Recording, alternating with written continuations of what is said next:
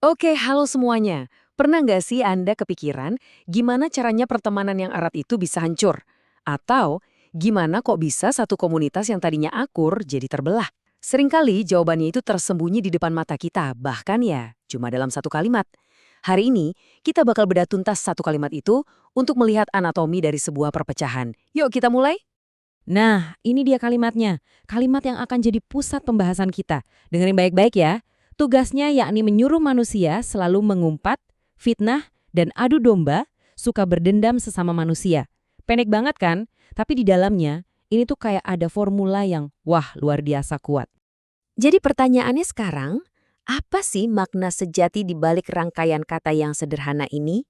Rahasia apa yang sebetulnya tersimpan di dalamnya tentang cara kerja perpecahan? Nah, ini yang akan kita bongkar bareng-bareng satu persatu. Oke, langkah pertama. Kita harus tahu dulu, siapa sih subjeknya? Siapa yang melakukan semua ini? Kalimat tadi menunjuk satu nama yang spesifik, maksud. Mari kita lihat apa sebetulnya perannya dalam formula ini.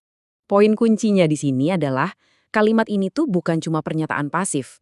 Ini adalah deskripsi tugas, semacam job description gitu. Jadi, ada satu entitas bernama Masud yang punya misi yang sangat jelas, yaitu untuk secara aktif bertindak untuk memengaruhi manusia.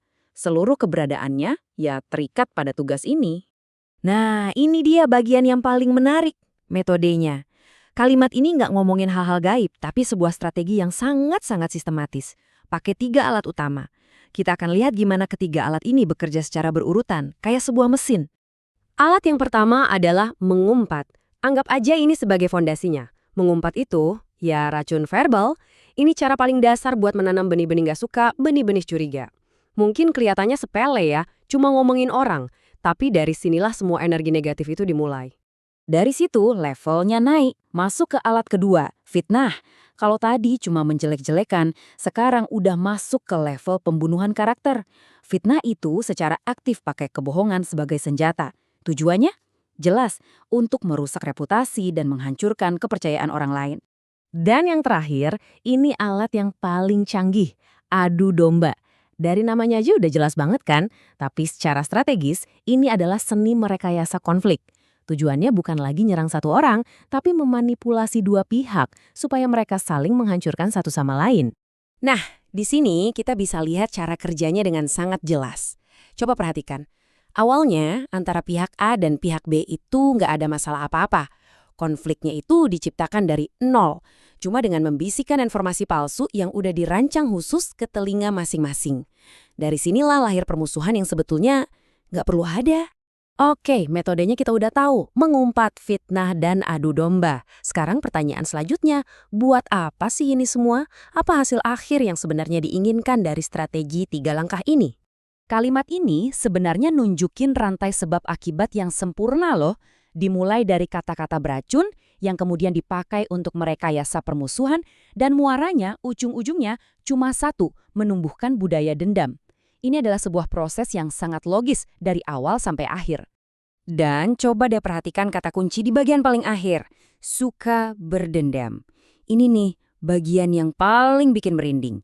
Jadi, tujuannya itu bukan sekedar bikin orang marah sesaat. Bukan.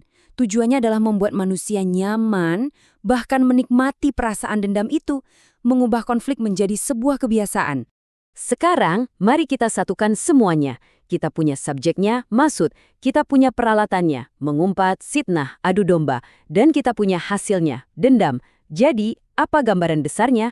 Apa tujuan akhir dari semua ini? Poin terpentingnya adalah ini. Misinya itu bukan cuma soal memicu pertengkaran. Misi utamanya jauh lebih besar dari itu, yaitu mengikis habis fondasi yang menyatukan kita sebagai manusia, rasa saling percaya.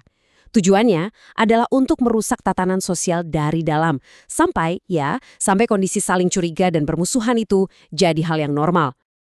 Analisis kita ini membawa kita pada satu pertanyaan penutup yang menurut saya sangat penting. Kalau kalimat tadi adalah cetak biru untuk perpecahan, lalu seperti apa cetak biru untuk persatuan? Kalau kita tahu persis cara merusaknya, berarti kita juga harusnya tahu dong bagaimana cara membangunnya kembali? Nah, itu pertanyaan yang saya tinggalkan untuk Anda renungkan.